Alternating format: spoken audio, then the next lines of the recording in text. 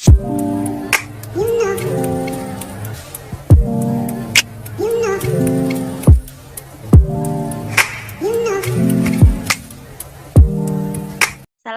warahmatullahi wabarakatuh. Perkenalkan, kami dari kelompok 3 akan mempresentasikan tugas e-bisnis dan e-commerce.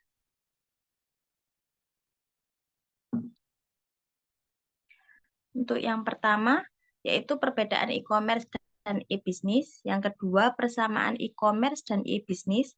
Yang ketiga, manfaat e-commerce dan e-bisnis. Yang keempat, tantangan e-commerce dan e-bisnis. Yang kelima, contoh usaha jenis 1. Dan yang keenam, contoh usaha jenis 2. Untuk yang pertama adalah perbedaan e-commerce dan e-bisnis.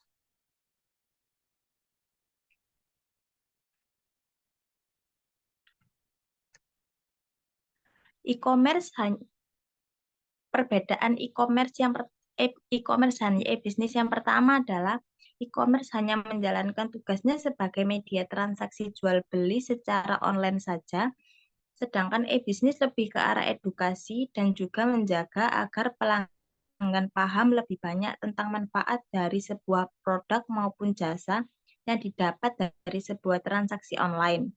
Yang kedua, e-bisnis memiliki jangkauan lebih luas yang meliputi modal, SDM, proses pemasaran produk, dan resiko.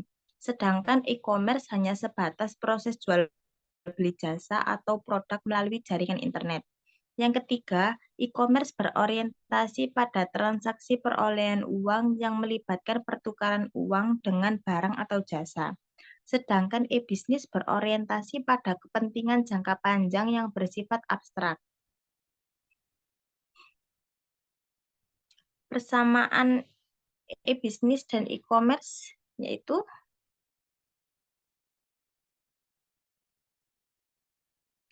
e-commerce dan e-bisnis merupakan terobosan yang dapat mendongkrak penjualan melalui online marketing dan sebagai sarana mempromosikan produk melalui media internet. Dengan kata lain, e-bisnis merupakan kegiatan berbisnis di internet, sedangkan e-commerce transaksi bisnis melalui internet. Untuk yang ketiga adalah manfaat e-commerce dan e-bisnis yang akan dipresentasikan oleh Mbak Elsa. Silakan Mbak Elsa.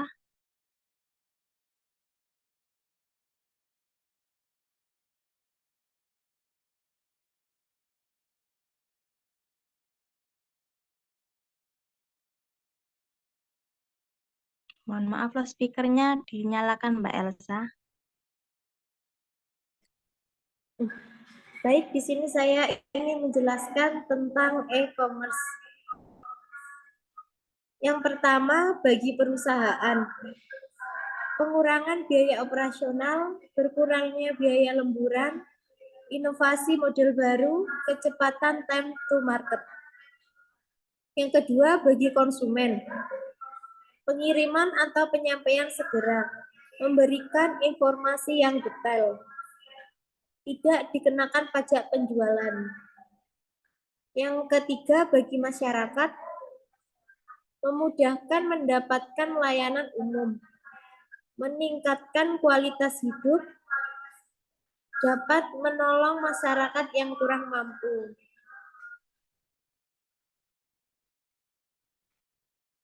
E-bisnis untuk mendukung bagian dari marketing, produksi, accounting, financial, dan human resource management.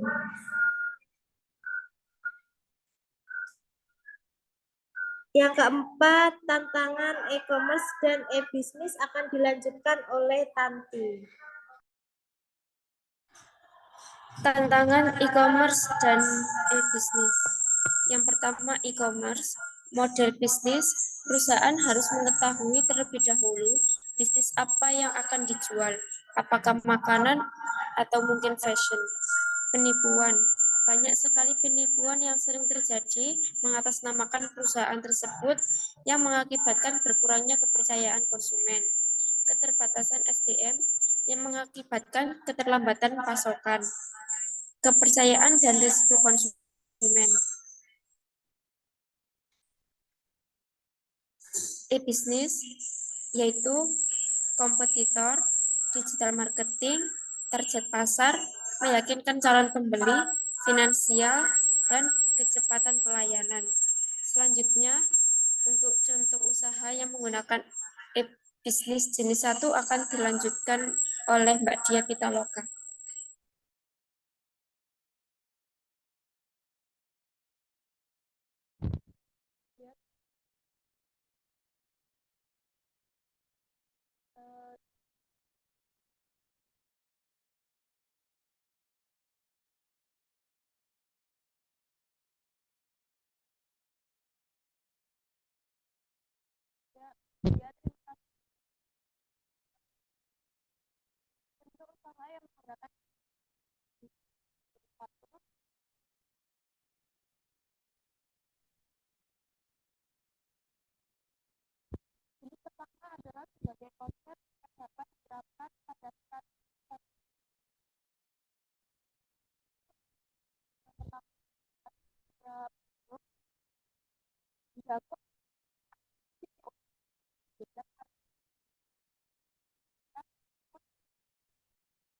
Jago dibangun oleh para inovator bandar yang berpengalaman dalam digital banking dan pinjaman keuangan segmen mikro.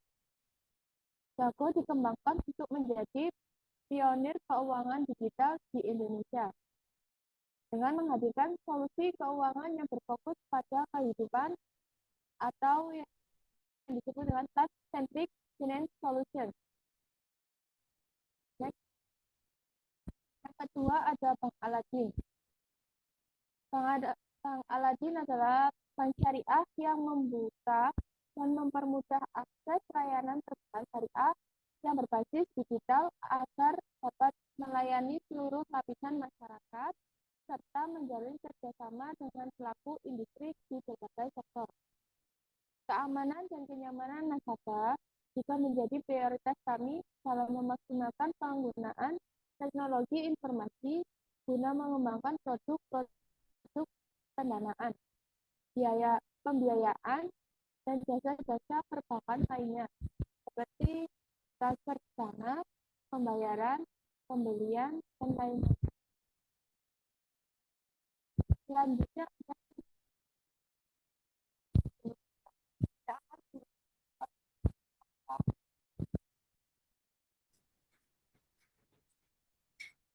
contoh usaha yang menggunakan e-bisnis jenis 2.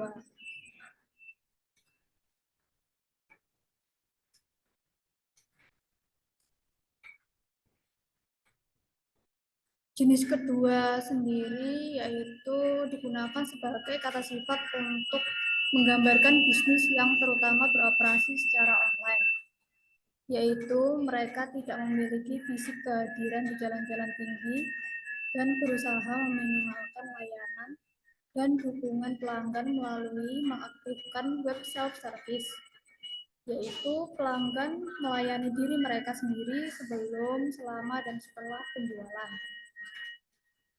Contoh jenis 2 ada Blue BCA Digital, sebuah bank digital di mana diproduksi oleh BCA sama layaknya aplikasi yang terdapat di bank-bank lainnya.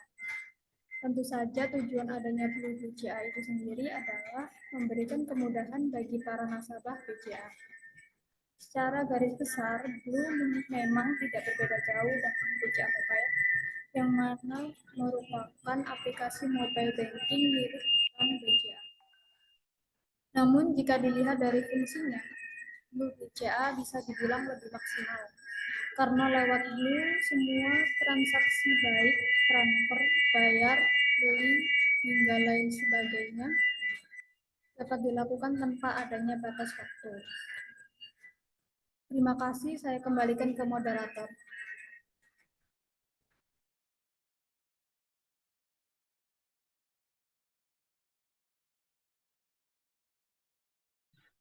Sekian dari kelompok kami. Terima kasih banyak. Assalamualaikum warahmatullahi wabarakatuh.